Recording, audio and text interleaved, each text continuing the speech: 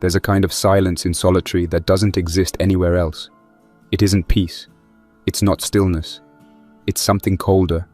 Something that presses against the inside of your skull and stretches out the hours until they don't mean anything. You stop counting the days by lights or meals.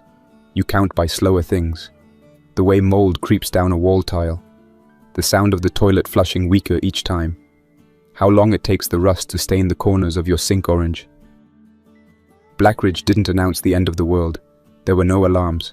No guards pounding down the corridor. No lights strobing red and white. Just absence. A soft and steady failure of everything familiar. And when the routine dies in a place like this, when the guards start skipping shifts and doors stop locking on time, you don't need a memo to know something outside went wrong.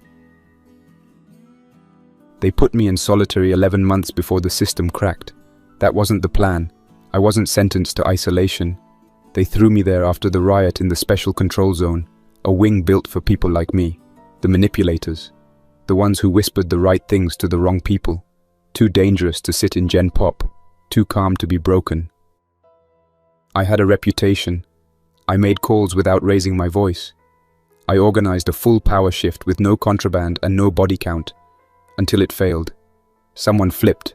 The guards came down like hammers. 2 inmates disappeared.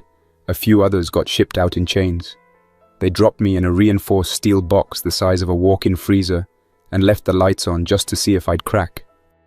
They thought I was a fuse waiting to blow, so they locked me away like a threat they could forget. Before that, I had been at Blackridge for almost 5 years.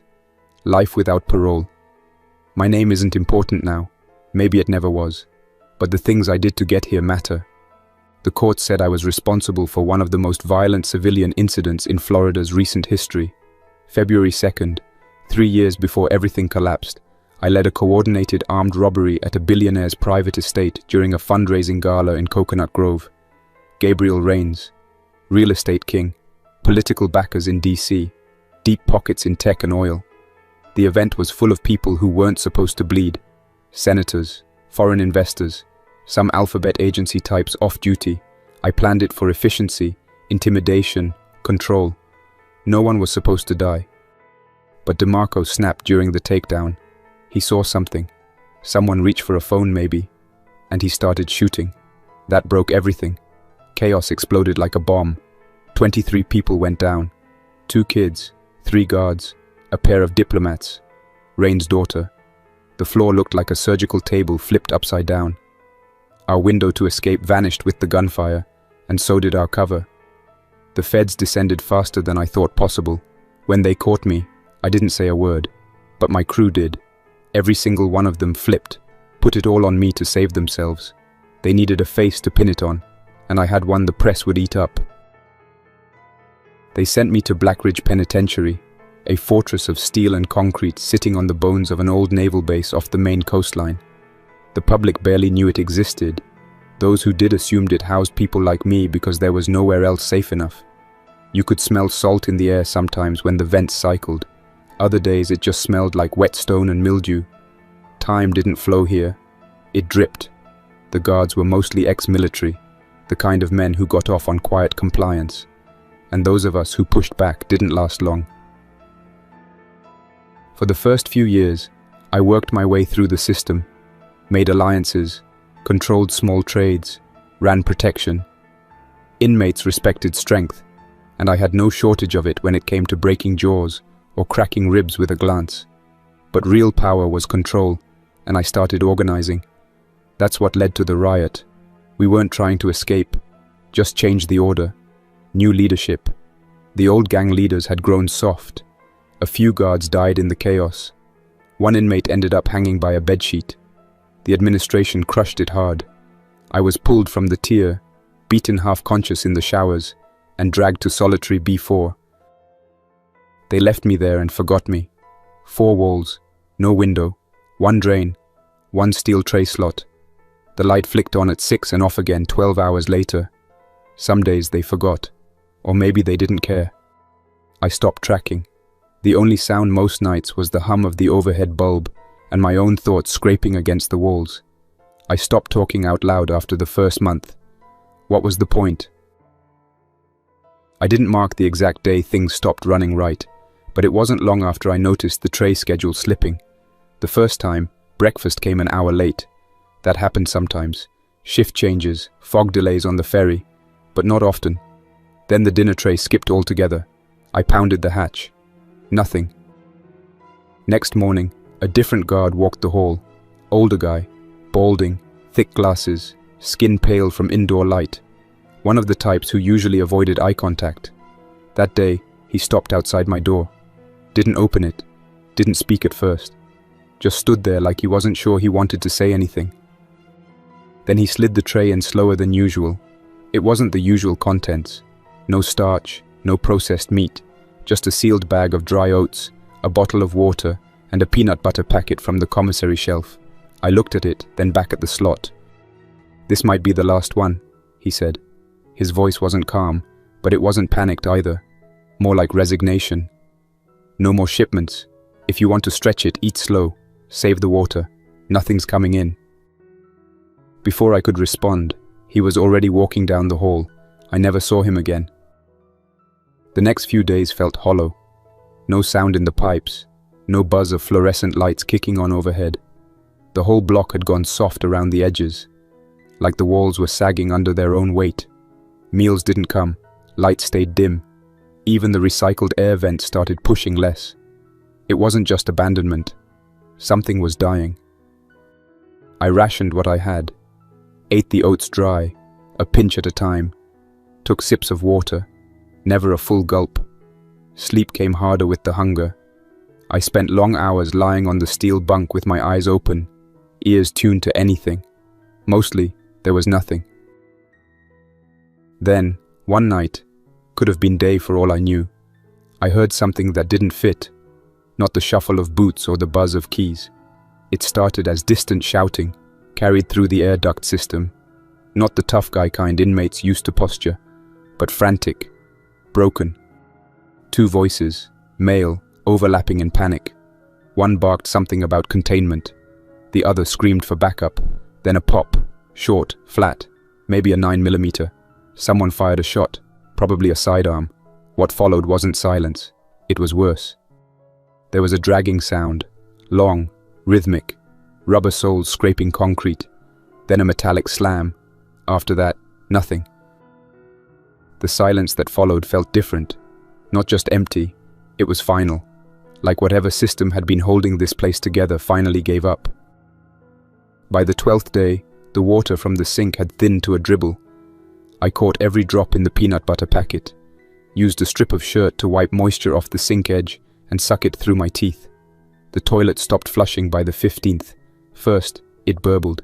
Then came a gurgling sound from the pipe below. Then it stopped entirely. I poured in part of my remaining water just to keep the smell down. It was somewhere around the 20th day that the light overhead began to blink out randomly. Flickers at first, like it was struggling to decide whether it was needed. Eventually, it gave up. I sat in the dark for hours at a time. Days, maybe. Everything blurred together after that. I started thinking about things I hadn't thought about in years. Faces from before prison, old jobs, the crew, the betrayal. What I would have done different. What I would have done worse. By what I guessed was the 28th day, I hadn't eaten in a week. My water had run dry 3 days earlier. My breath was sour with nothing behind it. I lay on the floor, eyes half closed, when I heard it. A click. Not a distant slam or an echo through the duct. This one was close, mechanical, metal on metal. I turned my head and looked at the door. The lock had disengaged. The bolt slid back with a soft clunk. The door cracked an inch on its track, then stopped. Nothing else happened. No voice, no footstep, no explanation. After 5 full minutes, I stood, cracked my joints, and pushed it open the rest of the way. The air in the hall was stale. The emergency lights had switched to low-output red. A haze hung in the air, like dust stirred up from long dormancy. The other cells were empty or locked. No voices, no other inmates shouting. One of the doors had been cracked from the inside. Brown stains smeared the interior wall. Something dark and dry curled up in the corner, just out of view. I didn't check it. I found my way to the guard station at the end of the hall. No one inside. One of the monitors was still running on battery backup, showing static. The others were black. A half-eaten stale sweet roll sat on the desk next to an overturned chair. Dust ringed the surface like it had been undisturbed for days, maybe longer. I found a maintenance ring on the hook beside the security locker. Took it. Not because I needed it then, but because I knew what came next. When systems fall, tools become power, keys more than anything. The door to the stairwell was open. Someone had forced it earlier. Marks on the latch showed it had been pried with a crowbar or pipe. I descended slowly, passing empty corridors and unlocked gates. No buzzers, no alarms. Blackridge was wide open. Down on level 2, past the old special control zone, I saw the first real sign of collapse. A guard's body lay halfway in a doorway, shirt soaked in something dry and dark. No wounds on the surface, but his face told the story. Wide eyes, blood dried under the nose, mouth twisted in a snarl like he'd seen death and tried to scream it away. I stepped over him and moved on, cautiously, always keeping corners in sight. The cafeteria was cold and stripped bare, chairs overturned. One table blackened from fire damage. Someone tried to cook something here, on a tray using wire and old paper. Desperation makes engineers out of anyone. I reached cell block C by sunset, or what I guessed was sunset by the red lights dimming. That's when I heard voices again. Real ones. Movement down the far hall. 2 inmates, skinny, slow, limping. One held a broken metal bar, the other a shard of glass tied to a belt. They weren't together by choice. They were together by fear. I didn't let them see me. Not yet. I wanted to know what kind of world I was walking into. I tailed them through the processing hallway and saw what was left of Blackridge's order. Barricades made of overturned bunk frames, fires in garbage cans, strips of uniforms used as bandages.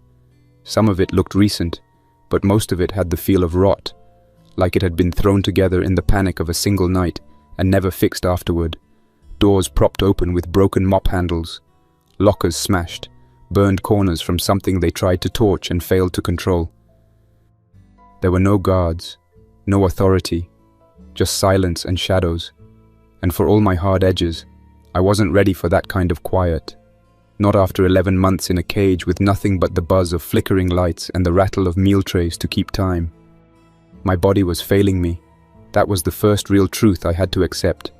The adrenaline of freedom had burned fast, and now the weight of starvation was pressing down like wet concrete. I could barely stand without leaning against the wall. My hands trembled when I gripped the broken mop handle I'd pulled from the janitor closet. More a splintered stick than a weapon. My skin felt tight across my ribs, and my vision blurred if I moved too fast. I followed the 2 men through the wreckage of the processing wing, not too close, not too far. Just enough to see that they were alert but not organized.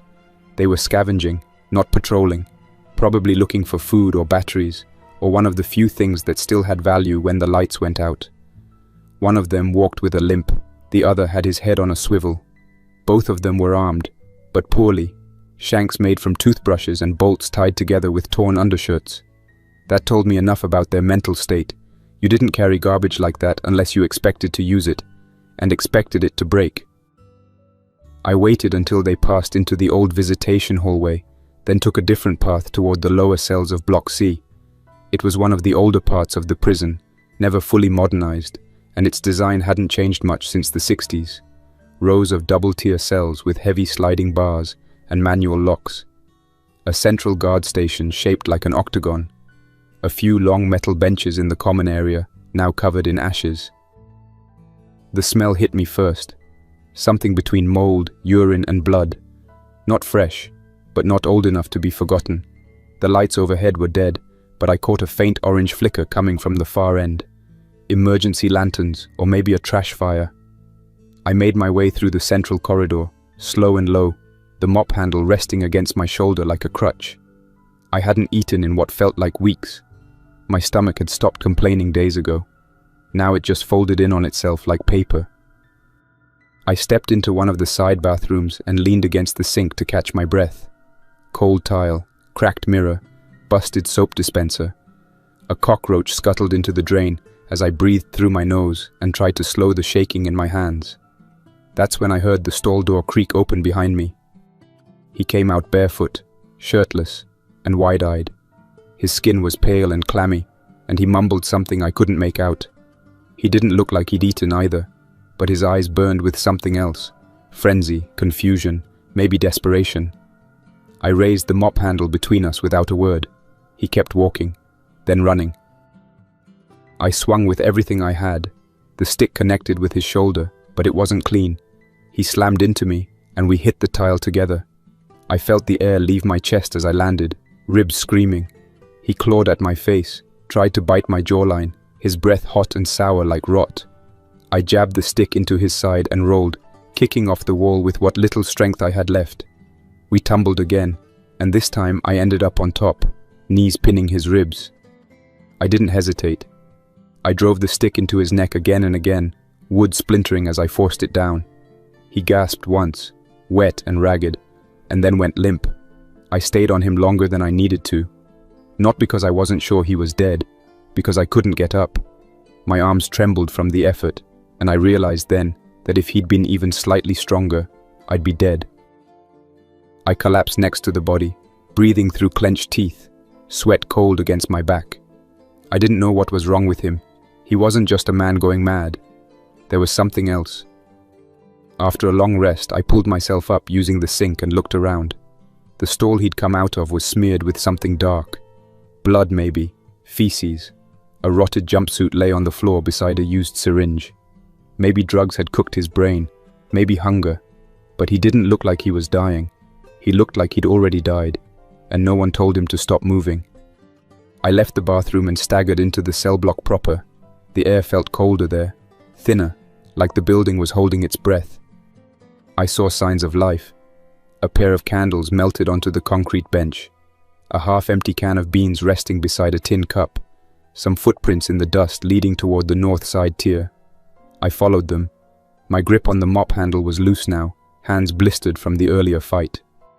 At the top of the tier, in the guard station that overlooked Cell Block C, I finally saw people.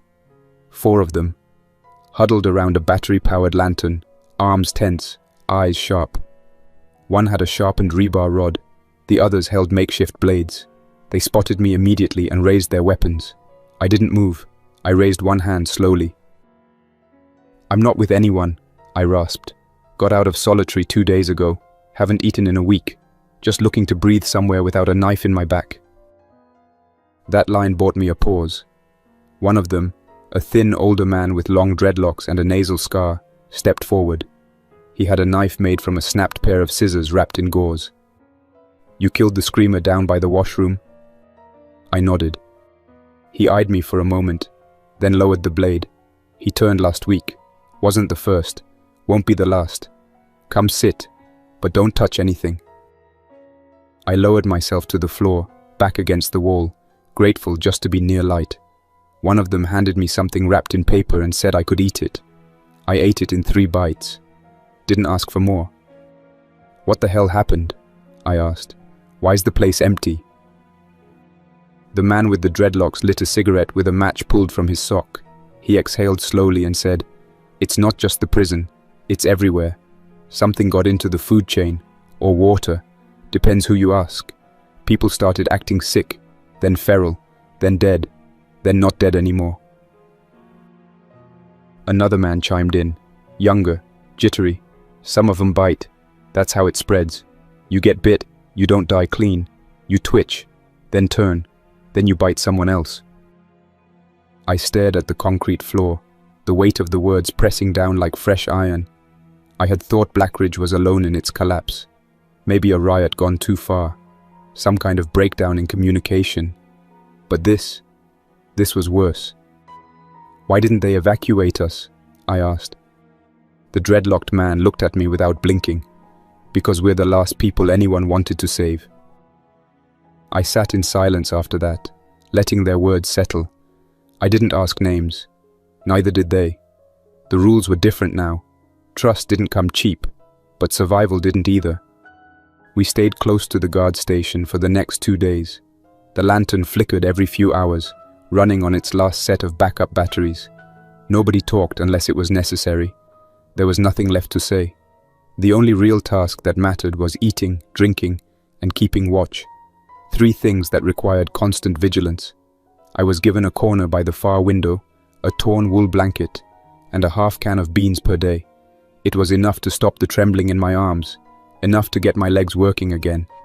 My strength returned like a wound closing slowly, uneven, tight, painful, but functional. I spent those early hours listening to the way they talked when they forgot I was there. One of them said the infection started on the outside months ago, spreading in waves through food distribution networks. Another claimed the guards here were ordered to stay and quarantine the prison, but started deserting when supplies stopped coming from the mainland. Nobody knew who gave the final order, if there even was one. But at some point, command fell apart. The radio died, and Blackridge was left to rot on its own. Once I could stand for more than an hour at a time, I went back to the place that had caged me. Solitary wing, level 3. I told no one where I was going, took the mop handle with me, and moved quiet. It felt wrong stepping back into that cold hallway, like returning to the site of a crime you weren't finished committing. The security door had been jammed open with a bench leg. The floors were streaked with dirt, dried blood, and broken glass.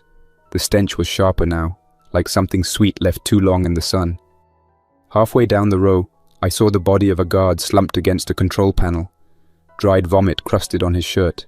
His radio was clipped to his belt, battery missing. Looked like he'd died sitting up, hand still curled around a half-empty bottle of pills. On the wall behind him, someone had written 3 words in black marker. Nobody is coming. My old cell was still open. B4. I stepped inside. The cot was stripped. The walls were damp with mildew. A small rat darted out from under the slab when I kicked it gently. No ghosts here. Just silence. I stood there for a moment and let the memory pass. Then I turned and walked out without looking back. I made my way toward the general population wings, trying to trace who had control and who was pretending. The farther I moved from the guard station, the more chaotic things became. Graffiti covered the walls, some of it crude symbols from prison gangs, others more recent and manic. The doors to the medical unit were sealed shut with wire and duct tape. A message scrawled in red marker across the glass read, "Don't open, turned inside." Cell Block C was the only area that still showed signs of structure. About 20 inmates remained scattered across the upper tiers, most of them holed up in their old cells. They'd created a loose perimeter of overturned benches, stacked boxes, and makeshift alarm systems, empty cans strung on string. Not for guards. Not anymore. Something worse. They let me pass without much resistance. My reputation hadn't been forgotten. Even after a year off the grid, a name still meant something in here. One man watched me the whole way in.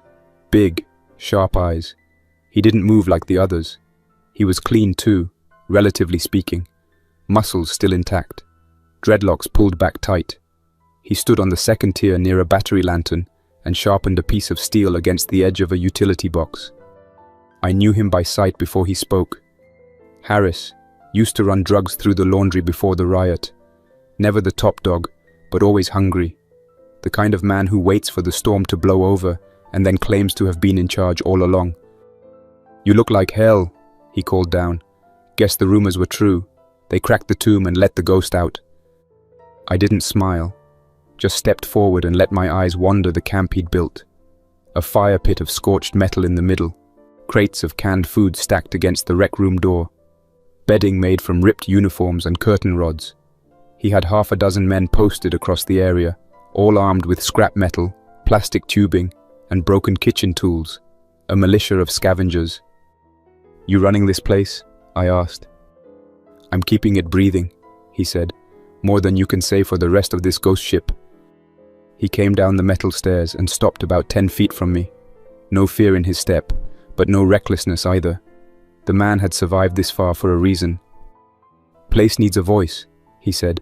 "Might as well be one that still has both eyes and no fever." He said it with confidence, but it was half performed. He knew I wasn't here to chat. "I don't want to talk," I said. "You want to run things? You show me why you're worth following." He smirked, lifted his blade slightly, and gave a theatrical little bow. "You want to test me? Be my guest." I didn't wait. I lunged before the others could even step in. My arm was still sore, but adrenaline dulled the pain. The mop handle caught him in the ribs and drove him back. He staggered, adjusted, swung for my face with the metal shard. It clipped my cheek and tore skin. I ducked low, swept his legs with the mop handle, and sent him to the floor. He rolled fast and got up, but he was off balance now. I didn't let him recover. Slammed the end of the handle into his collarbone, then into his stomach. He gasped and dropped to one knee. That's when I ripped the pipe from his hand and shoved it against his throat. I didn't crush it, just enough pressure to hold him there. He didn't resist, just stared at me, eyes full of bitter calculation. I looked around at the others. No one moved to stop me. No one moved at all. "New rules," I said, standing tall. "No hoarding, no cowardice. You work, you eat. You fight me, you bleed. This is my block now. Anyone got a problem with that? Speak now." Nobody spoke. I let Harris drop and stepped away. He didn't get back up right away, just coughed into the floor and wiped blood from his lip. That was how it began. In the hours that followed, I walked the perimeter and assigned jobs. 2 to watch the entrances, 1 to start boiling water with what little fuel remained, the rest to inventory food. I took the second-tier cell with the widest view, not because it was comfortable, but because it gave me line of sight over everyone. We had no heat, no running water, no electricity beyond 2 salvage batteries, but we had a roof, walls, and doors that locked. That alone made it worth defending. It was still just 1 block, and it was still on the edge of collapse. But now it had order, even if that order came from fear. That night, as I sat on the bunk and listened to the creaking of the prison around me, I thought about the man I'd killed in the bathroom, and the others who would follow. Some out of madness, some out of fear, some because that's all they had left. There's a moment in every survival scenario where the weak start looking for someone to follow. In prison, it doesn't take long. We were 30 days past the collapse, though I didn't know it at the time, and the men around me were already dividing into 2 kinds. Those who obeyed out of instinct and those who obeyed out of caution.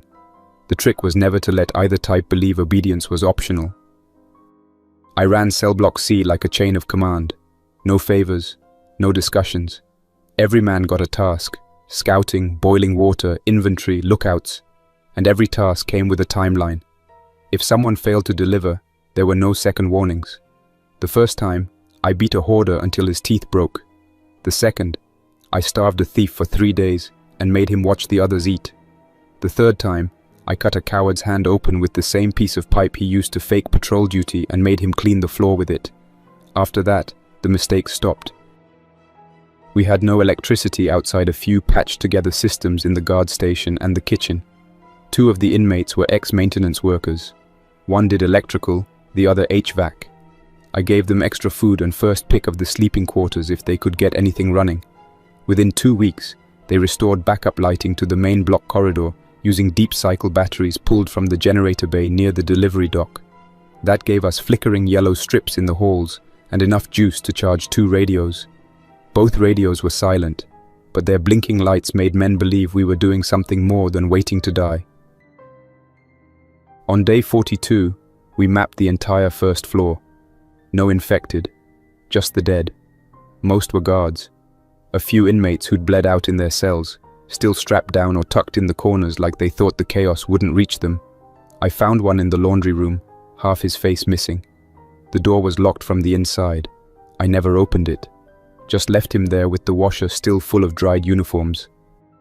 The only area we avoided was the tunnel that led to the psychiatric wing. Nobody wanted to go near it. The stories from the first days were always the same.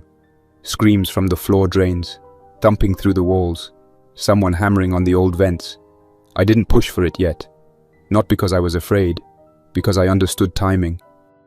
I ran the mess hall like a currency exchange. All food went through me. Each man got 2 meals per day, measured, consistent, and public. You skipped a shift, your meal went to the next man. That kind of redistribution kept the dangerous ones from acting out. Nobody wants to get stabbed over a can of peaches, but they'll stab you to keep eating them tomorrow.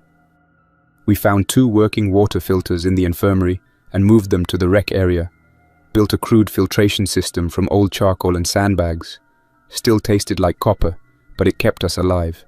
I made sure the first cups went to me and the men I trusted. It wasn't about ego, it was about demonstration. Everyone had to see who held the chain. By day 70, we controlled all 4 tiers of Cell Block C, the cafeteria, the eastern showers, and half of the gymnasium. The other blocks were sealed, full of rot and things we couldn't yet explain. I started organizing push teams, small groups of 3 with one goal: reclaim territory. I led the first one myself. We went into Block B with nothing but crowbars and flashlights. Found 2 dead guards barricaded inside the warden's office, their heads caved in. A half-empty shotgun rested in a corner with 3 shells left. I took it. That same day, we discovered a storage room with untouched emergency rations. 17 cases of dried food, vacuum sealed, enough for a month. I ordered it moved piece by piece into a hidden cell on the 2nd tier and didn't tell anyone where the rest went. That was my insurance. In the new world, knowledge and calories were the same thing. It was on day 77 that the first real fracture appeared. Harris, the same man I'd knocked down in front of everyone, began organizing in secret. I saw it before it happened. Late-night whispers, food disappearing in small amounts, men doing favors without telling me why. He tried to build a council, said leadership had to be shared, that the world had ended, and now we needed democracy. I waited until his little movement peaked, let him believe he had momentum. Then I had him dragged into the laundry, tied to the pipe by his wrists, and left there for 12 hours without food or water.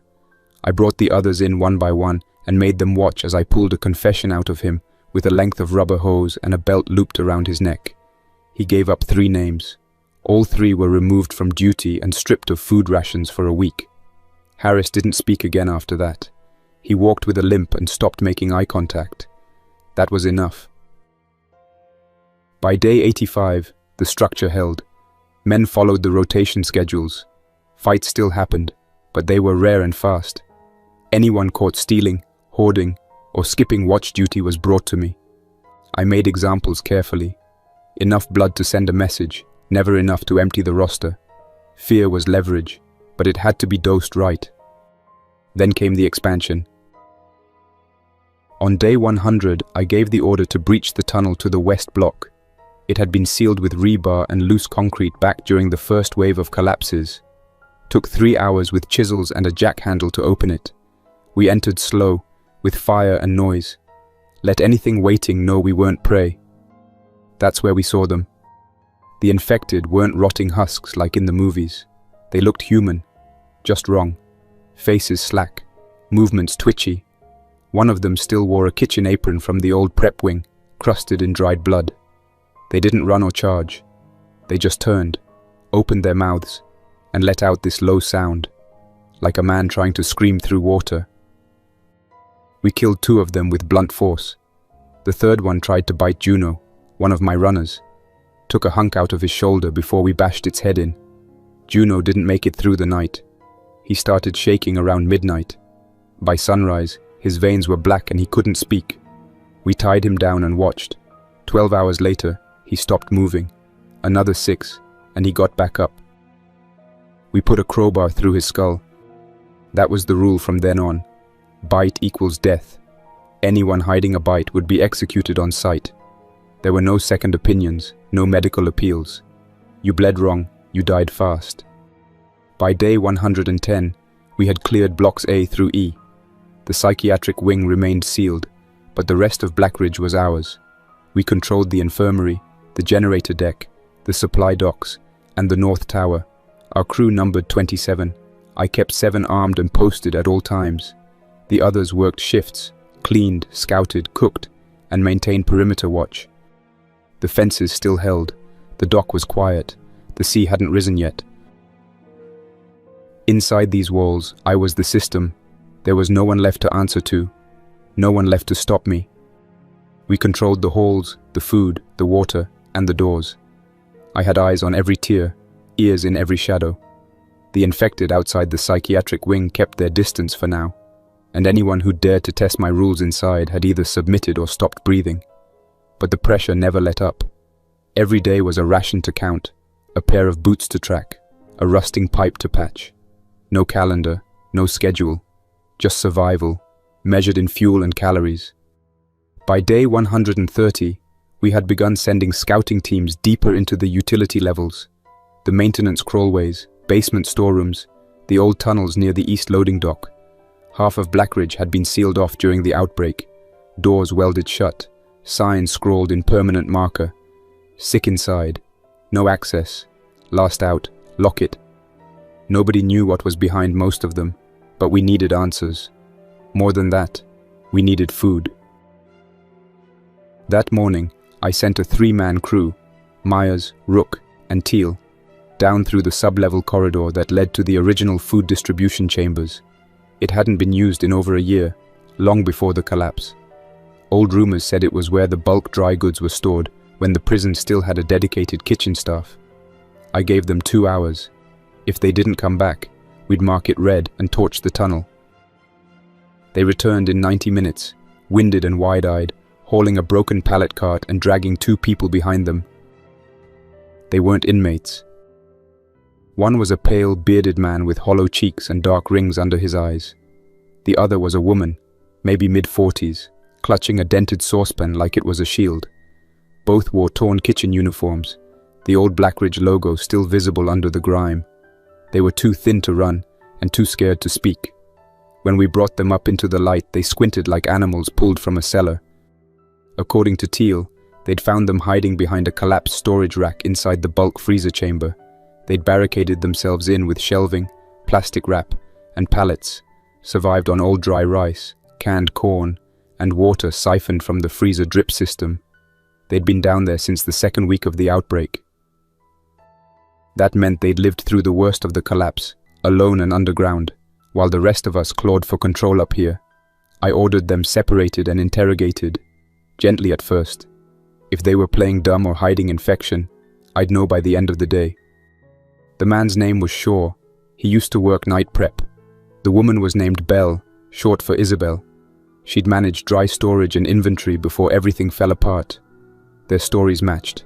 The day the doors slammed shut, they'd been prepping for a new food delivery. Then the guards stopped showing up. Screaming started. Power failed.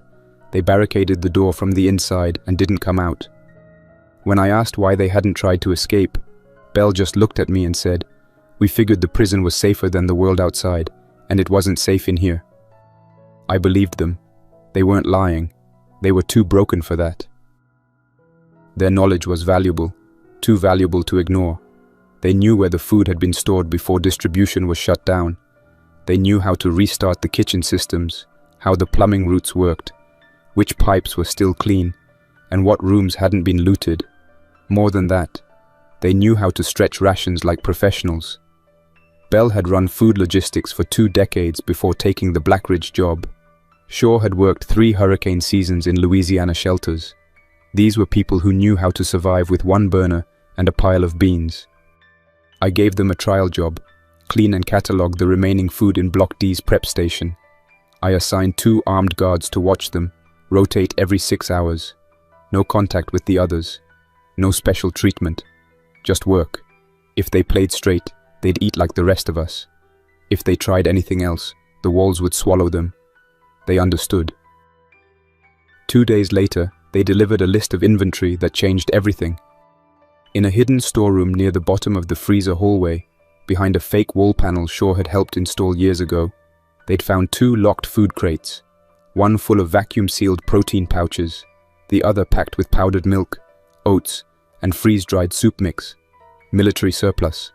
It had never been opened. Neither had the door on the old walk-in freezer itself, which miraculously still held temperature due to its double-insulated walls and low ambient temp from the foundation level. I immediately dispatched a work team to inspect the freezer, assess structural damage, and begin rewiring the power couplings. I wasn't expecting a miracle, but if we could get that freezer online again, even for a few hours a day, we could extend the life of what we had by months. And that's when I realized what I had. Food. Food was power, the last real currency. Fuel could be rationed. Weapons could be sharpened. But food couldn't be cheated. You either had it or you didn't. And now we had more than anyone else. I moved the main food stores from the rec room to the sealed cell in Tier 2 and doubled the guards on it. Posted a rotating watch inside the kitchen, installed locks on the doors, and gave the keys only to me and my second. Even the guards had to request meals. No one touched a can without approval. Discipline changed overnight. The worst troublemakers vanished from the rotation lists. Men started following orders without reminders. Fights over bedding stopped. Fights over food didn't, because now there was something to lose. I gave Belle full control over the kitchen and prep areas. Shaw became her assistant. She answered to me directly.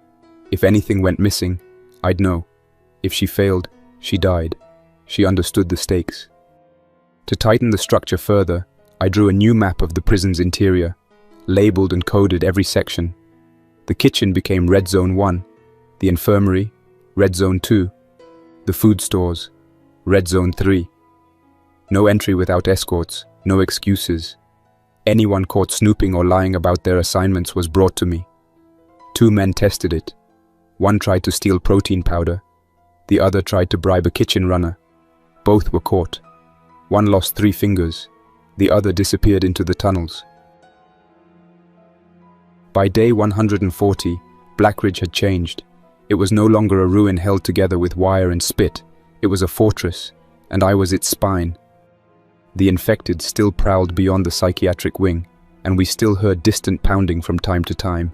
Vent grates shaking, floor drains echoing, but inside our perimeter there was order. Rigid, brutal, but alive. Most of Blackridge had been brought under control. The blocks were locked down. The cafeteria, infirmary, and filtration systems were under guard. Food was managed. Work was constant. No one had illusions about comfort, but they stopped asking questions and started moving when I told them to. That was the rhythm we needed. Still, it wasn't enough. We were running out of propane, threadbare on antibiotics, and down to our last few usable blades. The maintenance teams were patching rust with plastic trays and stripping copper from walls just to keep the lights running. The rainwater catchment system we rigged on the roof barely gave a gallon a day. I knew the answer wasn't inside. It was out there. The outer yard had been off limits since the collapse. That section of the prison stretched from the rec yard to the south seawall, about 300 yards of concrete, barbed wire, and rusted towers. It included the vehicle depot, an old outbuilding where deliveries used to be processed, and the pier. Long ago, boats had brought in food, fuel, and occasionally, inmates too high profile for a helicopter. When the outbreak happened, that pier became a graveyard. Fires had torn through the east end. We never investigated. Now I needed to know what was left. I took 2 of my enforcers and 3 laborers, all armed, and opened the east barricade just after dawn. The gate groaned as we dragged the chain aside. The concrete beyond was cracked and covered in weeds, but the layout was familiar. I'd done time walking that yard when it was still operational, when guards still barked orders and the towers had working spotlights. Now it was silent. The towers were black, the lights long dead. The place smelled like rust and salt water. A layer of ash still clung to the far end, blown in from the pier fires. We moved slowly, checking the vehicles first. There were 3 left behind in the motor depot, 2 cargo carts, and 1 flatbed truck, all electric. None of them worked. Stripped batteries, corroded wiring. Animals had chewed through most of the insulation. One had blood smeared on the interior windows, dried to a flaky rust color. We didn't dwell. Closer to the pier, we found the boats. 4 of them, weather-beaten, tilted on old trailers. One was burnt nearly to the frame. Another half sunk in the shallow tidal trench beside the dock. That left 2 motorized launches and a plastic skiff still intact. The motors were salvageable. The hulls had cracks, but nothing we couldn't patch with epoxy and scrap. I assigned a crew to begin cleaning the dock and checking fuel stores. We found 3 sealed drums in a locked shed, still safe. Diesel, enough for 2 or 3 short runs if rationed correctly. We moved them to a secured cage inside the wall and posted a permanent guard. That same day, I had the two best mechanics pulled from cleanup duty and reassigned to repair the launches. They protested at first, wanted tools we didn't have, access we couldn't give. I made it clear. If the boats didn't float within 10 days, they'd be tied to one and pushed into the tide themselves. Progress followed quickly after that. The pier itself had to be stripped. Charred boards were pulled out, and the steel pilings underneath reinforced with scrap from the motor pool. We scavenged life vests, rope and flares from the old guardhouse. One of the towers still had a functioning spotlight bulb. I marked it for future use. But as always, expansion brought risk, not just from the outside, but from within.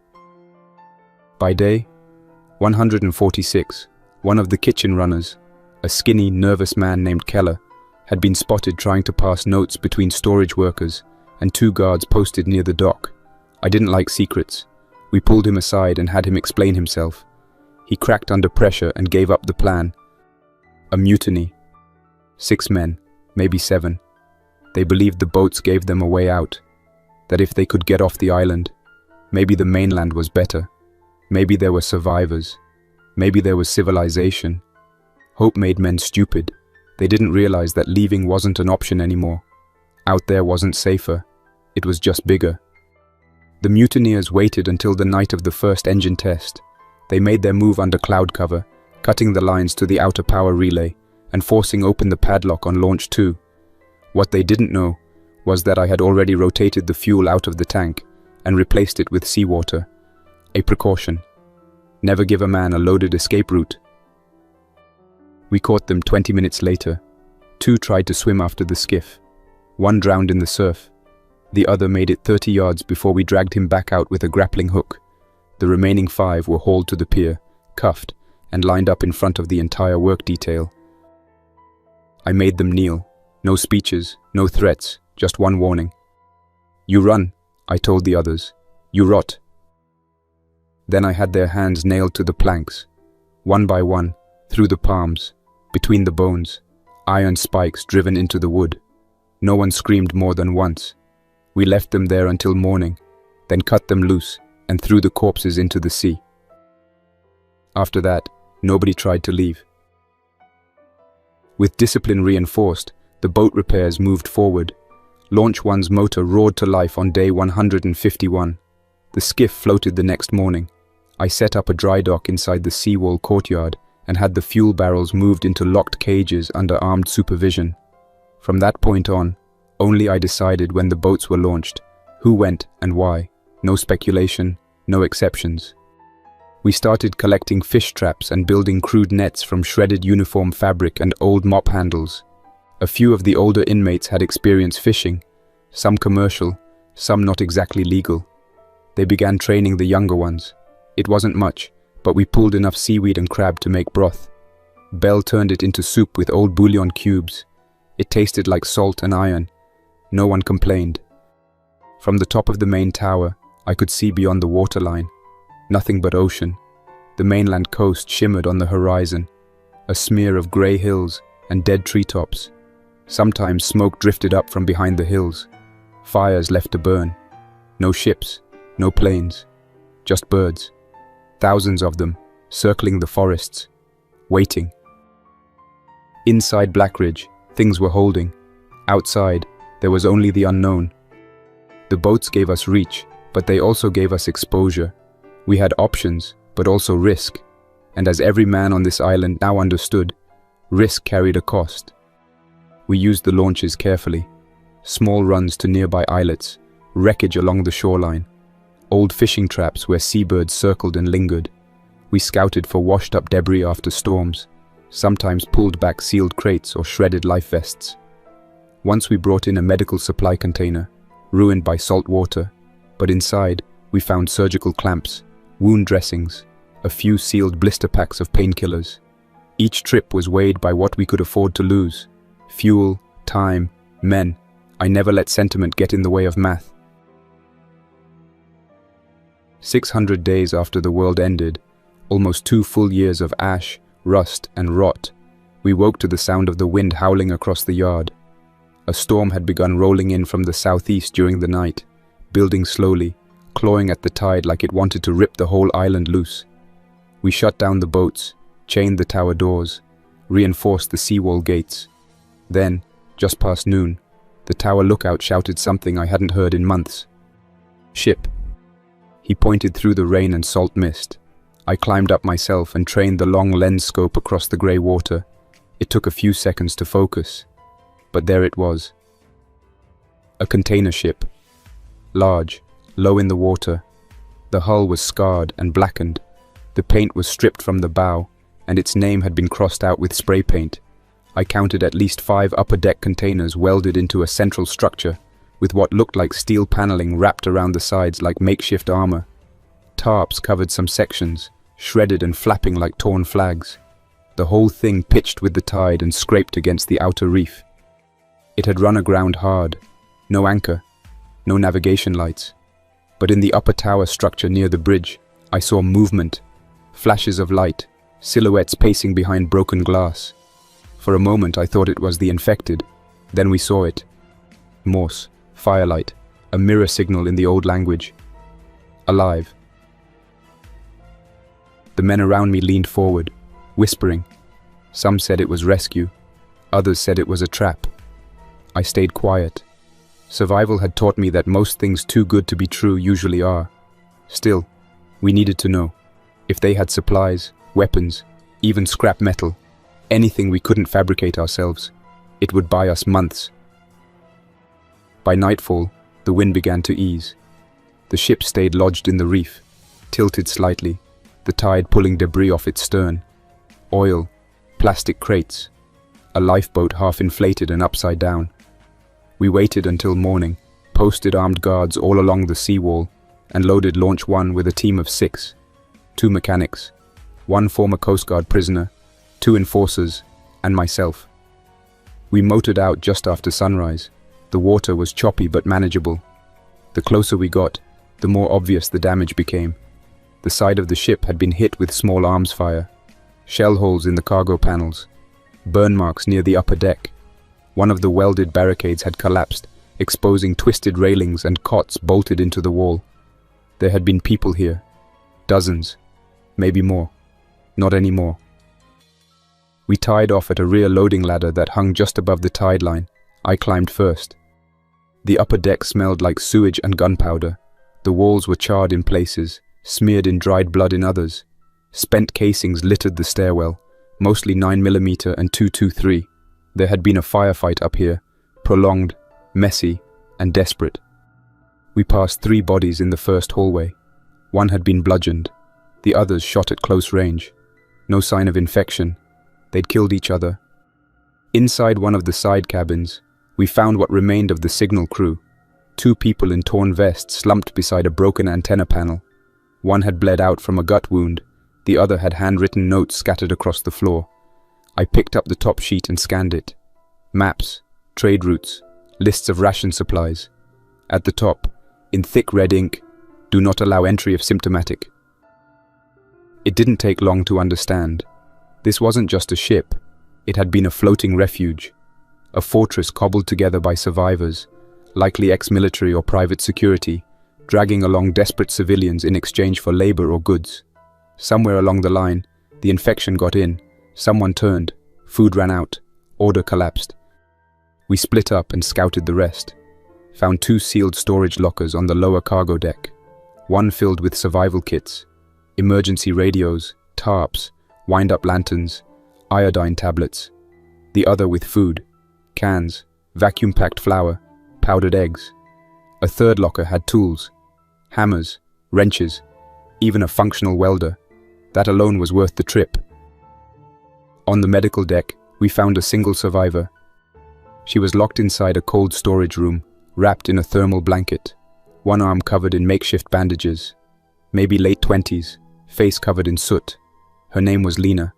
She didn't speak much, but what she said confirmed what we suspected. The ship had been run by a coalition of mercs and engineers. Picked up survivors along the coast, charged them food and labor to stay. Over time, factions formed. A raid on shore brought back a wounded man. He turned on the ship. Bit 2. Within a week, a third of them were infected.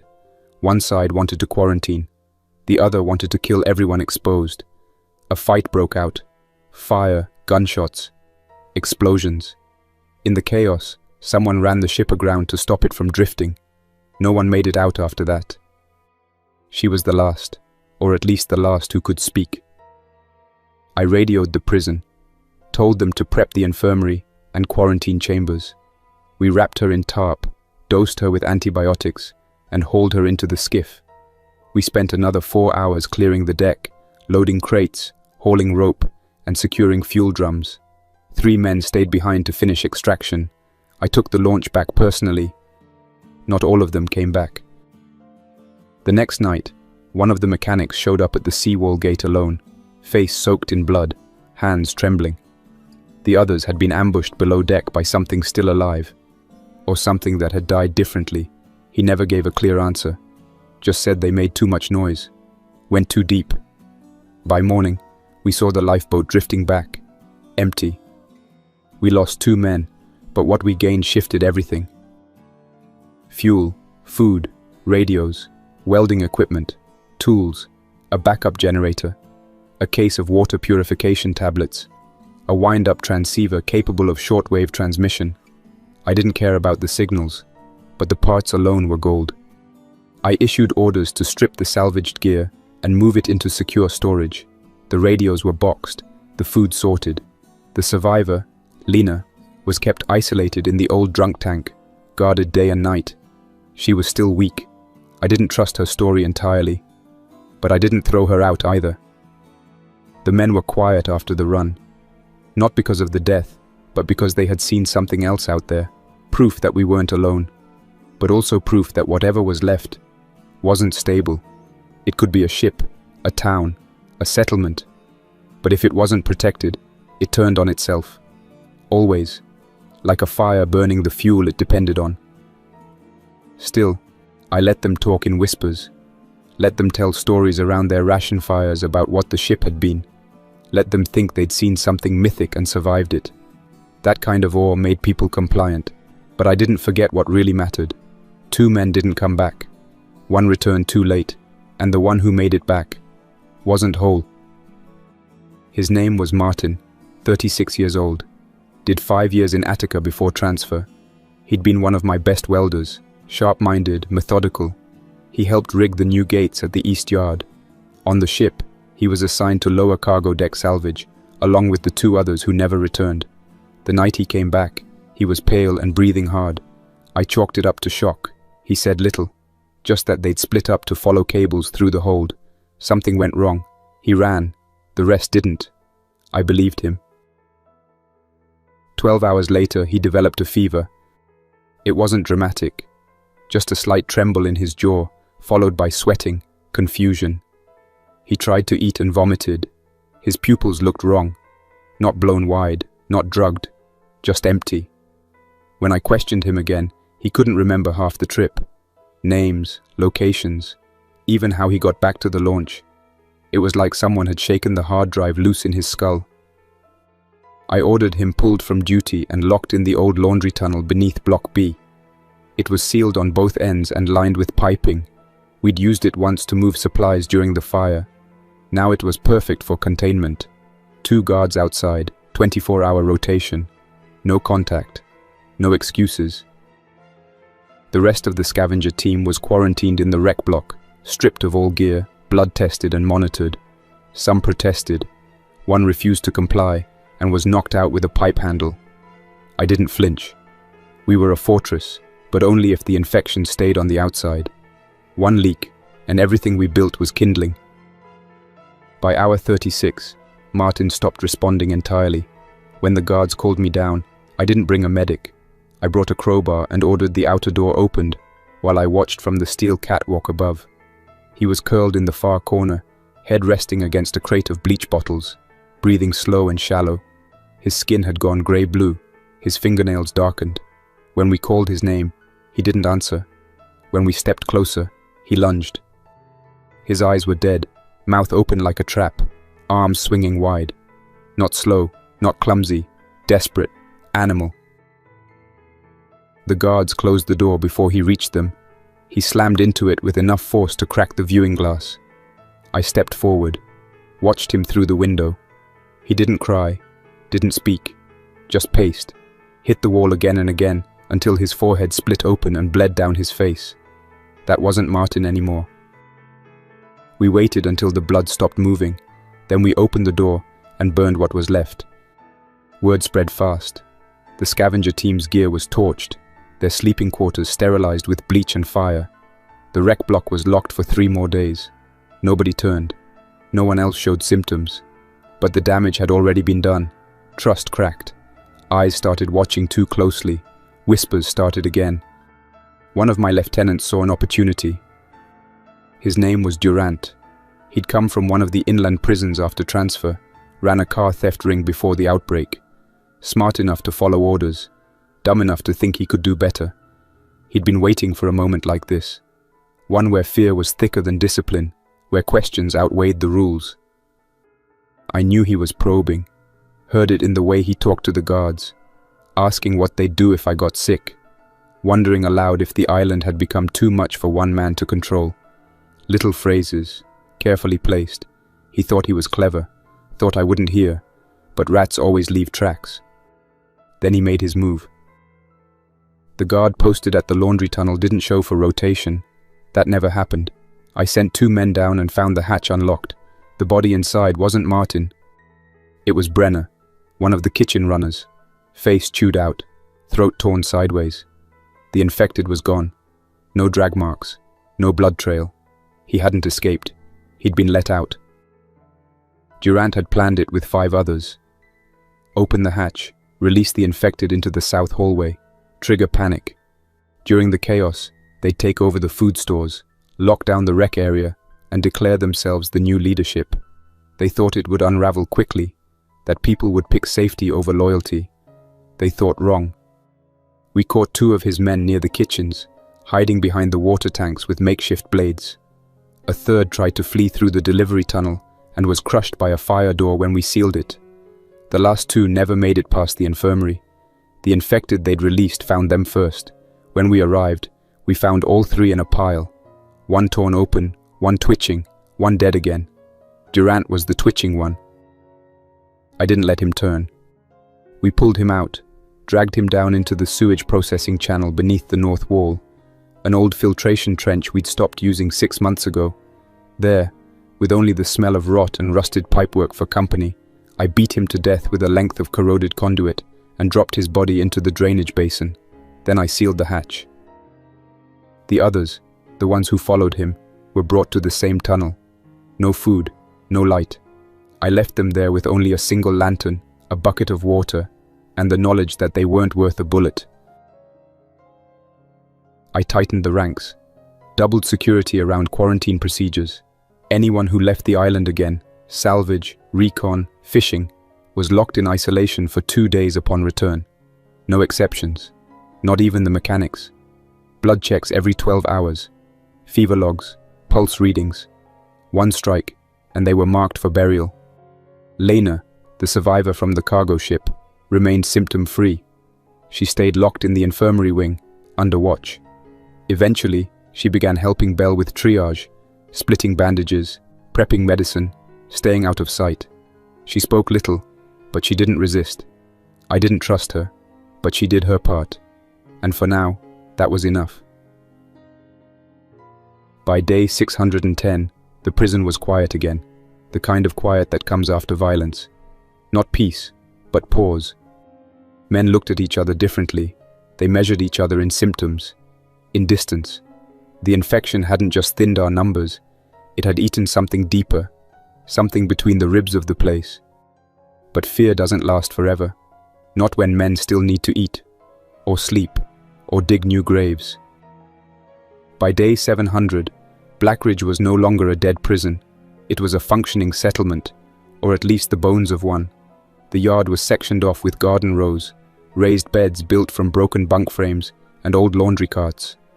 Turned soil produced radishes, beans, potatoes. The cooks knew how to boil anything edible, and we'd found seeds sealed in foil packets in the old commissary office. Belle said it would never feed us all, but I didn't ask it to. It was about control, not calories. The guards' towers were manned again, not with rifles, but with rebar spears, salvaged optics, and watch lists carved into wood panels. Every corridor had a checkpoint. Every roof had a runner. I knew where every man was supposed to be. And when he wasn't, I made an example of it. Routine replaced fear, and routine made room for reach.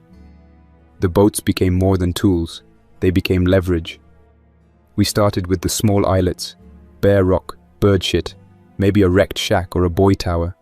Once, we found an old Coast Guard shed with a solar charger and a weather radio still blinking green. Nothing useful on the channels, but the charger worked. We brought it back. After that, we mapped a radius, 10 nautical miles from the Blackridge docks. It was slow. Weather slowed us. Tides shifted debris, hulls fouled with seaweed. But we kept moving. 3-man crews, always armed, always ready to cut and run. We used signal flags when the radios failed. Every return trip was searched, blood-tested, watched. Still, I sent them, because every piece we found added to the puzzle I was building. A fortress doesn't stand without walls, but walls are nothing without eyes beyond them.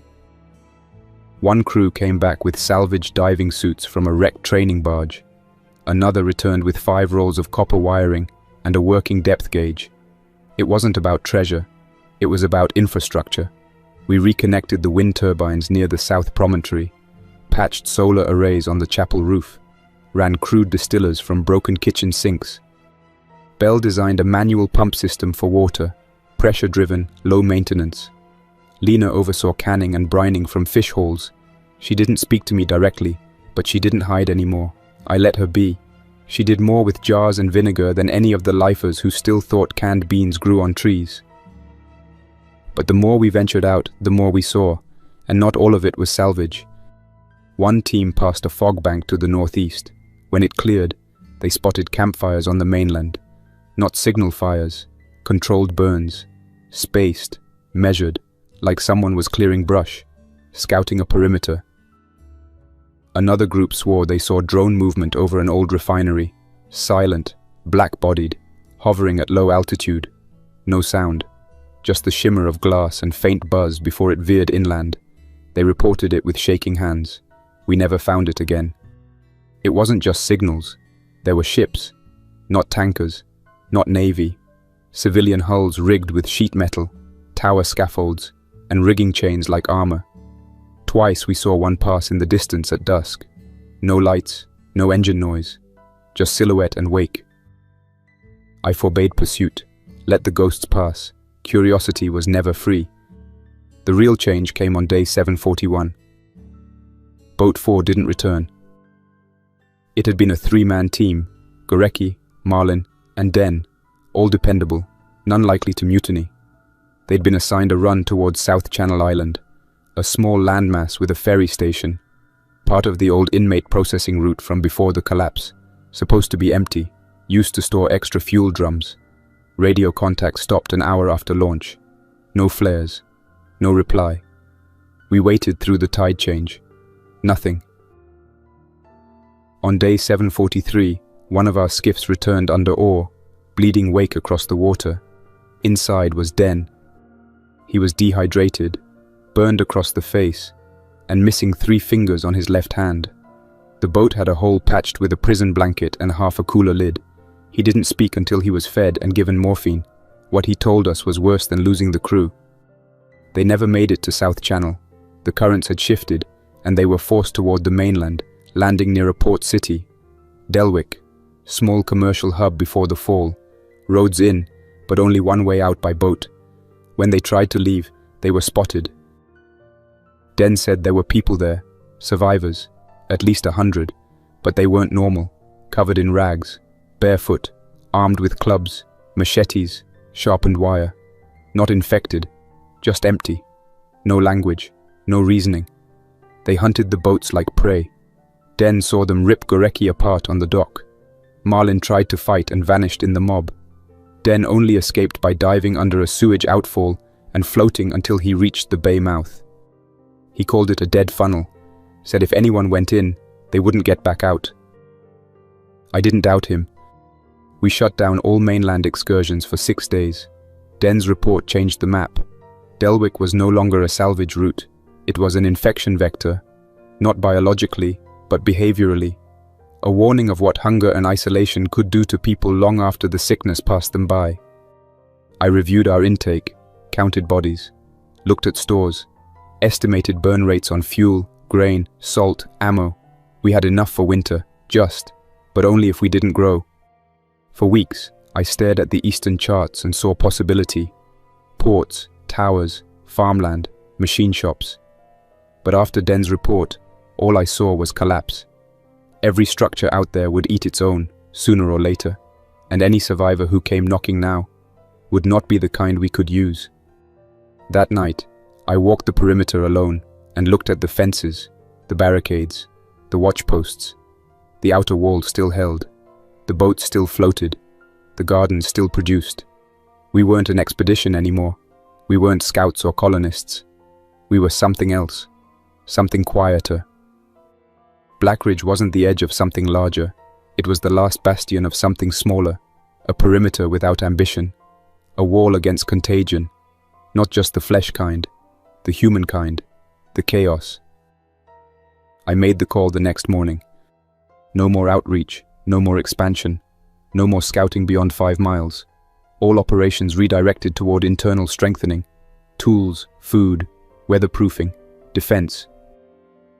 At first, the order held. Most of the men welcomed the decision. Less exposure, fewer risks. The boats remained docked, checked weekly, their fuel rationed and locked under guard. Weapons were re-inventoried and redistributed based on seniority and compliance. Construction shifted inward. We reinforced the chapel roof, doubled the inner yard fencing, reworked our storage protocols. The winter winds were already rolling across the water, and I was more interested in warm pipes and dry ceilings than whatever waited on the mainland. But I knew that kind of order wouldn't last forever. When fear is the glue that holds a structure together, and that fear starts to dull, men look for cracks, they ask questions, they get curious. And curiosity in a place like this, that's a disease you can't quarantine. It started with whispers, late conversations on the chapel benches, men talking in code while shoveling compost, small symbols drawn into the back walls of cells, triangles, half moons, marks that didn't belong to any of the gangs. Someone had begun testing the seams. I let it go on longer than I should have, not because I was weak, because I wanted names, and because I wanted the instigator to believe he was clever. His name was Whitaker, Ronald Whitaker, former petty officer in the Navy, assigned to a radar frigate out of Norfolk before the fall. One of the few new bodies we'd accepted during the salvage window. He'd been picked up by the team that found that half-sunken ferry past the channel edge. Starving, frostbitten, but still upright. We patched him up, let him sweep floors. Later, he earned light watch duty. A few of the men respected him. Military, sober, smart with his hands. Good with repairs. That was my mistake. By the time I learned what he was organizing, it had already spread. Not an uprising, not yet, but something worse in the long term, a philosophy.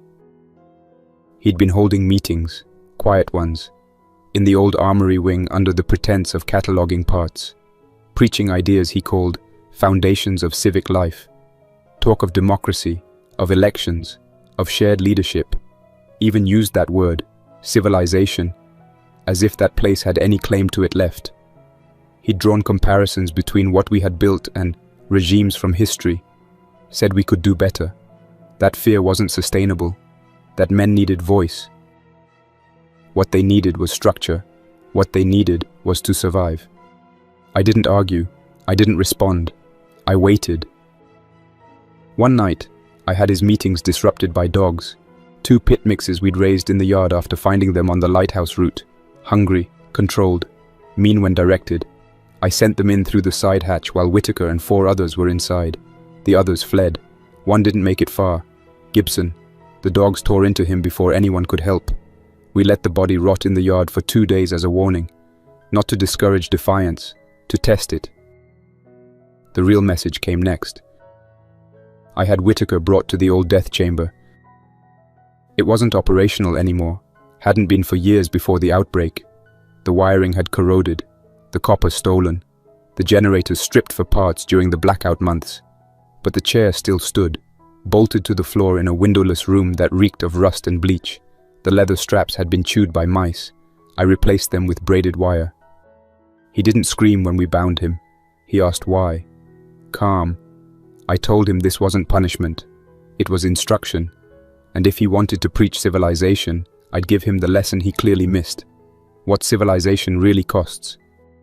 I had 2 of my men bring in torches, cutting torches from the repair shop. We didn't light them at first. We just let the heat from the tanks hiss while I walked in circles and told the truth. There is no vote that stops hunger, no policy that keeps the dead out of your gates, no negotiation with entropy. There is only function. There is only control. He said nothing, didn't blink. I respected that. Still, I lit the torch. Didn't touch him with it. Didn't need to. I let it sing against the old steel frame, let it warp the air around his feet. The smell of heated iron filled the chamber like incense from an altar. I spoke of fire, of structure, of the need for singular vision, of the stakes. You want civilization, I told him, then you do what it takes to keep it alive. I cut the wire on one of the restraints and left him alone in that room with the torch burning against the wall. We sealed the outer door. He was found hours later, still alive, silent, unbound, but different. Whatever protest had been in him was gone. He never spoke of elections again. Word spread, fast, not just of the dogs, not just of the chair, but of the meaning behind it. Some said I was a tyrant. Some said I was a savior. All of them obeyed. That was the point. I didn't erase Whitaker. I kept him alive. He still worked repairs, still sat through briefings, but his eyes stopped meeting others. He became a ghost among the living, constant, present, silent. His punishment hadn't been death. It had been purpose, stripped of delusion. The others, the ones who followed him, faded back into the machine. 2 were reassigned to sewage cleanout. 1 vanished entirely. I didn't ask where. Lena handled rotations. She never asked questions she didn't want answers to. By day 790, the revolt was gone. The seeds had dried in the dirt, burned before they could take root. Order returned, but it was tighter now, meaner. I began holding morning drills again, head counts, response calls, patrol inspections. Tools had to be signed out. Guards rotated in pairs. No one moved between wings without a writ. Food rations were tethered to task compliance. It had been a long time since I'd spoken to all of them at once. I usually addressed my men in fragments, wing by wing, patrol by patrol, one situation at a time. This was different. I had Lena call every active body to the central yard just after morning drills. We cleared the space of tools, kept the guard towers manned, and stationed 2 armed sentries at each gate. The wind coming off the water carried that salty bite that clung to everything here. But the sun was sharp and the yard was dry. Men gathered in loose clusters, watching me from under hoods and caps, some leaning on shovels, others standing with arms crossed. I waited until I was sure every face that mattered was present. When I spoke, I didn't pace, I didn't shout, I just told them the truth. I told them this prison had changed me, the same way it had changed the world beyond these walls. I wasn't the man who first walked into this block when the outbreak was fresh. None of us were. The infection had burned off everything that wasn't hard enough to last. I said my methods had been cruel, deliberately cruel, but that cruelty was the only reason they were still here, still breathing, still under a roof with full bellies while the mainland rotted in the wind. I told them I was giving them something I hadn't given in a long time, a chance to speak their minds, without fear of what came after. The yard stayed quiet for a moment. Men looked at each other, testing if this was real. Then the first voice came. A lifer from Sea Wing who had worked the gardens since we started them. He said I was a hard bastard, but he still had a place to sleep and food to eat, more than he ever had before the world fell apart. Another joined in, a former dock worker who'd been part of the salvage crews, saying that I might be harsh, but at least I never lied about what I was doing. Others weren't so generous. One called me a tyrant outright. Another said I was no better than the men we used to keep in solitary, that I ruled through fear and blood, and that sooner or later it would be my turn under the dogs. Their words didn't raise the volume in the yard, but I saw heads nodding in pockets. Dissatisfaction wasn't gone. It had just been quiet until now. I answered them with facts. I reminded them that they weren't farmers, or school teachers, or innocent civilians. Most of them had been murderers, thieves, extortionists, traffickers, men who had already crossed lines before the outbreak took the rest of the world away. I told them that no matter what they thought of me, my rules kept the walls intact, kept the boats in our control, kept the infected on the other side of the fence instead of tearing into the yard while we slept. Without that order, we'd be nothing but bones in the mud like everyone else who thought fair mattered more than alive. Then I gave them a choice. Anyone who wanted to leave the island and the prison forever could go. No punishment, no pursuit, but no return. If they wanted freedom, they could take it now, and they'd get a boat to the mainland with enough fuel and supplies to make their own way. The decision had to be made here and now. The yard went quiet again. Eyes moved between the towers, the gates, me. Eventually, 4 men stepped forward.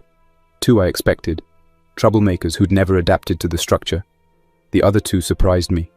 They didn't look defiant, just tired. They didn't say much, just that they'd rather take their chances inland. I told them the launch would be ready at first light. Lena stayed back through the whole thing, arms folded, her expression unreadable. When I finally asked her, in front of everyone, she said she didn't agree with most of what I'd done. She didn't like my methods, didn't like the executions, or the way discipline was kept with a blade. But she wasn't leaving. She was alive, and no one was bothering her. That was enough. I told them one more thing. From this point forward, I wanted 3 representatives, chosen without my input, to speak for the rest. They would come to me with problems, needs, and ideas. I would listen, and I would try to solve what I could without going straight to the harshest measures. But the final word would always be mine. This was still my island, my walls, my rules. There was no applause, no jeering either, just men thinking, weighing the offer against what they knew of me. By the end of the day, the 3 names were chosen. Not men I trusted, but men who could keep the rest of them quiet enough to work. The next morning, I stood on the pier as the 4 who had chosen to leave boarded the launch. None looked back. I didn't expect them to. The boat pushed off into the grey chop, the motor carrying them toward the mainland until they were just a shadow against the mist. When they were gone, I turned and walked back to the gate. The yard was waiting, drill still ahead of schedule. Discipline intact. For now. We opened the count at first light, not because daylight mattered, but because rhythm mattered. The whistle echoed off the brick like it had when this place still had a warden.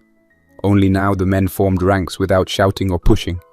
They knew the marks painted on the concrete and where to stand on them.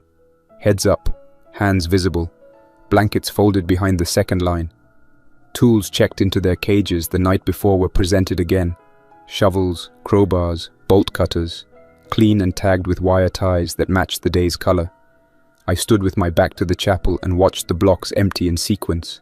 C first, then D, then the infirmary detail, and kitchen staff.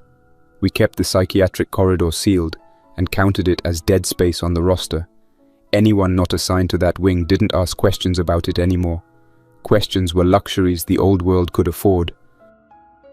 The representatives, 3 men chosen without my hand on the scales, stood off to the side with clipboards I'd salvaged from the ferry station. They had lists of requests, new boots for the tower guard who had worn through his soles, more vinegar for Lena's canning jars, extra blankets for the night detail. Nothing extravagant, nothing that made the walls softer. They had learned the boundaries of possibility the same way I had. By pushing against them and feeling the concrete hold, I took the lists without comment, folded them in half, and told them where to stand during inspections. The final word stayed where it belonged. We marched the line past the food bins. Bell and Shaw had turned the kitchen into a quiet engine. The clatter of ladles, the steady hiss of the burners, the scrape of knives on plastic cutting boards, All of it sounded like something alive and dependable. The old freezer we'd coaxed back into partial service thumped like a slow heart. Jars stood stacked in rows, fish, greens, broth, each sealed with wax and labeled with dates scratched in black marker. From the kitchen I cut through the corridor toward the towers. The air had the sting of salt and metal, and a thin film of grit clung to everything the wind touched. The South Tower watchman raised a hand in acknowledgement before returning to his scope.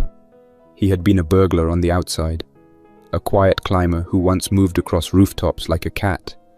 Now he kept notes on weather and tide tables and circled days on a board when the currents worked in our favor. He didn't ask to go out on the boats anymore. Nobody did, unless ordered. The lesson of the cargo ship had sunk deeper than any sermon I could have delivered. In the yard, the gardens were still there, rectangles of dark soil hemmed with scrap metal frames, weeded by men who once fought over cigarettes and now argued in low voices about which rows caught more sun. Potatoes did better by the chapel wall. The beans liked the runoff from the old gutter spouts. We composted everything that didn't poison us. We boiled what might. I paused near a row of radishes and watched a man kneel to pull a clump of dandelion from the soil. He shook it clean, sniffed the leaves, and set it carefully in a bucket marked edible. He had been a robber on the outside. Here he moved with the care of a surgeon. The guards weren't guards in the old sense. They were the ones who could run toward noise without freezing. Men who had learned to sweep corners and keep their backs to brick when doors opened. Some had been killers before the outbreak. Most had at least rehearsed the part. The difference now was direction. They wore armbands cut from red tarp and carried batons wrapped in cloth to keep the grip from slipping. At inspection, they laid everything on the table for me. Batons, the 2 shotguns rebuilt from parts, the last box of buckshot shells we never touched unless the fence line shook in ways that didn't sound human, and the flares we used to turn night into a warning. Order didn't live in the weapons. It lived in the certainty that the weapons belonged to the structure, not the hands holding them. The structure was me. We held a brief check at the boats. The launches were tarped and chained. The skiff rode a few inches higher in the water since we stopped pushing it into the channel, unless storms left debris worth the fuel. The dock still bore the scars from the mutiny months back, dark stains between the planks where iron had met wood. I walked to the end of the pier and stood long enough to feel the swell beneath my boots. Gulls wheeled above the reef, the only things that treated the island like it had always been here, unchanged. On a clear day, we could trace the contour of the mainland and the cut where the port city bled into sea haze. We didn't send spotters to the ridge anymore. We didn't need to. If something large came, the water told us first. The representatives caught up to me at the pier gate, and we did the quick business of leadership. They asked for supplies. I recited numbers and gave them what fit inside the margins. One asked about the 4 who had left. I told him the truth. The sea doesn't answer questions we don't need answered. He accepted that without a second look.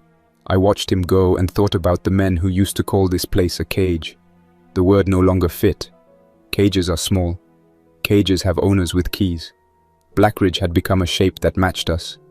Nothing pretty, nothing soft, but large enough to move around inside without losing the perimeter. I walked the cell block next. The long tiers smelled like old rain and clean wool. Doors stood open during the day, locked at night. Beds were stripped and folded to regulation squares. Shoes lined beneath cots with toes pointed inward. The sound of this place was no longer fighting or pleading. It was footfalls in unison, and tools being set down carefully, the way men handle objects they must use again tomorrow. I paused at a cell where a map of the coast had been drawn on the back wall in charcoal. Someone had marked a dozen crosses along the shoreline with numbers and dates. Landings, searches, losses. The final cross had no date next to it. The chalk had been rubbed away. Whoever lived here had decided the ledger no longer needed new entries. At the infirmary, Lena supervised a rotation of men who used to be good at breaking things and were now competent at keeping them attached. She moved between bunks with a clipboard, checking the healed line of a wound here, measuring out tablets there, watching eyes for the early signs of the sickness we could not afford to miss. She acknowledged me with the tilt of her chin and kept working. She had been clear at the gathering. She didn't like the way I held this place together, but she would not leave what she had made. We understood each other without conversation. She wanted stability without illusions, and I offered nothing else. I kept moving, past the laundry where lines of clean fabric hung in the warm air and the drip of rinse water tapped the floor in a steady rhythm, through the chapel that no longer served its original purpose but gave shade to men who needed 30 breaths in silence before going back to the yard, over the causeway to the administrative wing where file cabinets sat gutted and binders had been stripped for their rings. The warden's office had become a parts room with neat rows of labeled bins. A plaque with his name still bolted above the door had been turned upside down long ago, maybe by a guard who left in a hurry, maybe by a wind that did not care about names. Every corner of the main structure was ours by habit as much as by claim. Doors opened because hands opened them every day. Lights glowed because men cranked the generator and watched the gauges. The fences stood because we walked them and tightened wire where it sagged. All of it depended on effort. All of it depended on fear too, but a measured kind. The sort that checks the latch twice and keeps water at a simmer instead of a boil. This place had started as punishment. It ended as discipline.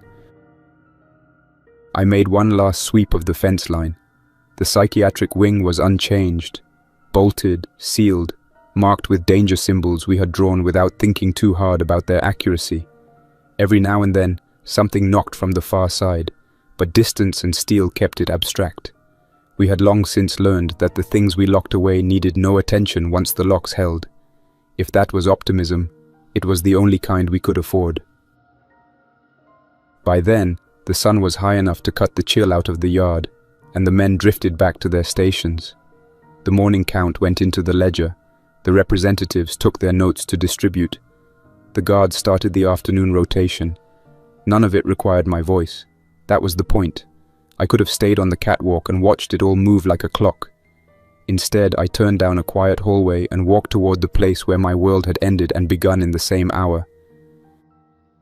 Solitary B4 waited at the end of a corridor that the wind rarely reached. Paint flaked from the corners in long curls. The hum of the lights was lower here, almost a drone. I passed 3 cells whose numbers I remembered by the shape of the scratches near the locks. In one, an old metal tray leaned against the wall like a relic. In another, a tiny calendar was etched into cinder block, the last line crossing over into empty space as if the hand that made it had run out of days. None of it surprised me. Nothing in this wing knew how to lie. My door stood open. It felt wrong to think of it as mine, and also correct in a way that did not ask permission. A rectangle of dim light sliced across the floor, and dust hung in it like slow rain. The slab was still there, the stainless toilet, the vent that had carried voices when I had nothing else to listen to. The smell was the same, damp stone and a memory of bleach. I stepped in without ceremony and sat on the slab with my back to the wall. The air felt colder here, not because it was, but because it held still. Outside, the machine of the prison moved on without me. Boots on gravel, low conversations, a gate clanging as it latched. All the sounds were proof that nothing I had built depended on my shadow crossing the yard at every hour. That was the only kind of permanence available to men like me. I thought about the gala in Miami that had set my sentence. I thought about the way plans fracture when the first variable slips. I thought about the men who had tried to make a ship into a city and ended with smoke and screams. I thought about the guard who had written "Nobody is coming" outside this wing when the radios went dark. Every one of those sentences had been true enough. Every one of them had created a new reality the moment it was spoken aloud. We pretended we recorded what happened. Really, we gave it orders. And then we obeyed. At some point, Lena appeared in the doorway. I hadn't heard her steps, which told me how deep the memory of this room reached. She didn't enter. She leaned a shoulder against the jamb and said the afternoon jars were sealing fine and Belle wanted to adjust the vinegar ratio. Then she asked if I planned to close the door. I told her it would stay open. She nodded once and left. I listened to the echo fade and realized that was as close to peace as this place could provide.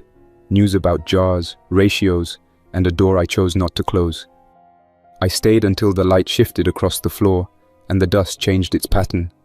Outside, the second rotation whistle blew. Somewhere a dog barked once and fell silent.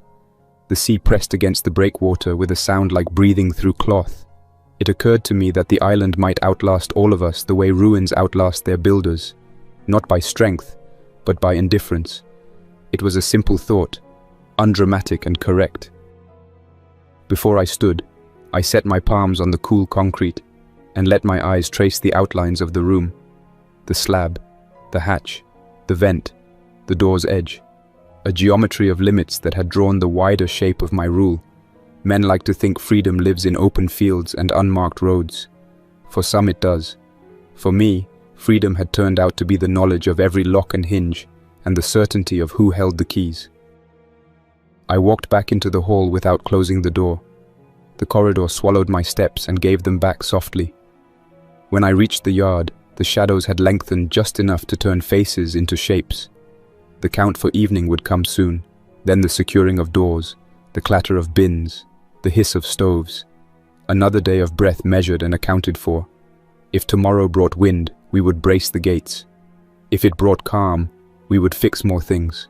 If it brought noise from the psychiatric wing, we would add weight to the bolts. None of it required imagination, only resolve. I looked across the yard at what the prison used to be, blocks of stone meant to hold people still, and what it had become. Blocks of stone that moved because we moved them. The new guards were men who had done worse things than guards had any right to admit. The rules were mine, and they worked because I kept say over the moment when exceptions tempted people into ruin. There was no music here. There were no speeches. There was only the reliable sound of a place that functioned because it remembered what failure had cost. I didn't bother with a final address. The men didn't need words to know what I already knew. Tomorrow would look like today if I held the line. If it didn't, we would do what we had always done, narrow the perimeter until it matched the size of our strength, and press forward in that smaller space until it belonged to us again. This place was made to cage monsters, but you leave anything here long enough, and it learns how to rule. That's all for now. Thanks for listening. If you enjoyed this story, don't forget to like and subscribe for more unsettling creepypastas. Your support keeps my channel alive. Until next time, stay quiet, stay vigilant, and trust nothing, not even the silence.